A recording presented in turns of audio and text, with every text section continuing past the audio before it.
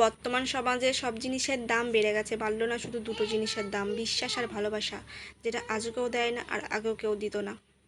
মেয়ে আবদার করেছে চিকেন খাবে। আমাদের বাড়িতে শুক্রবার আর শনিবার নিরামিষ হয়, এই জন্য মেয়ে বলেছে আমাকে বৃহস্পতিবার চিকেন খাওয়াতে হবে, তাহলে আমি দুদিন নিরামিষ খাবো।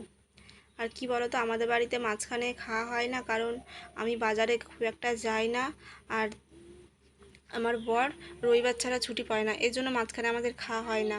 তবুও মেয়ে যেহেতু আবদার করেছে, ওই জন্য সে আসার পথে চিকেন নিয়ে এসেছে। আর এদিকে দেখো আমি তেল গরম করে লাল লাল করে আমার ভাজা হয়ে গেছে আলু। এরপরে আমি দিয়ে দিয়েছি সামান্য পরিমাণ মতন পেঁয়াজ, কারণ পেঁয়াজ আমি আগেই পেস্ট করে রেখেছিলাম মশলার সাথে, ওই জন্য তখন অল্প করেই দিয়েছিলাম। এরপরে দেখো আমার পুরো মাংস পুরো রেডি হয়ে গেছে, পুরো কষানো রেডি হয়ে গেছে। তারপরে মেয়ের জন্য 3-4 পিস আমি তুলে দিয়েছি, আর দেখো ঢাকা দিয়ে দিলাম। এরপরে দেখো কি ভালো করে সেদ্ধ হয়ে গেছে, আমার তো খুব ভালো লাগছে দেখে, মনে হচ্ছে এক্ষুনি খেয়ে ফেলি, কিন্তু না, একটু তো বাকি আছে। এরপরে গরম মশলা ধোয়া জলটা ছিল, দিয়ে তারপরে আমি কিছু আলু দিয়ে দিলাম, আলুগুলো যাতে ভালো করে মিশে যায়। আর এদিকে দেখো ভাত ফুটছে, আমার চিকেন রান্না হয়ে গেছে। এরপর আমি দিয়ে দিলাম জল, আর নামানোর আগে আমি একটু সামান্য পরিমাণ গরম মশলা দিয়ে দিলাম, যাতে সুগন্ধটাও খুব সুন্দর হয়। আর আমার চিকেন রেডি।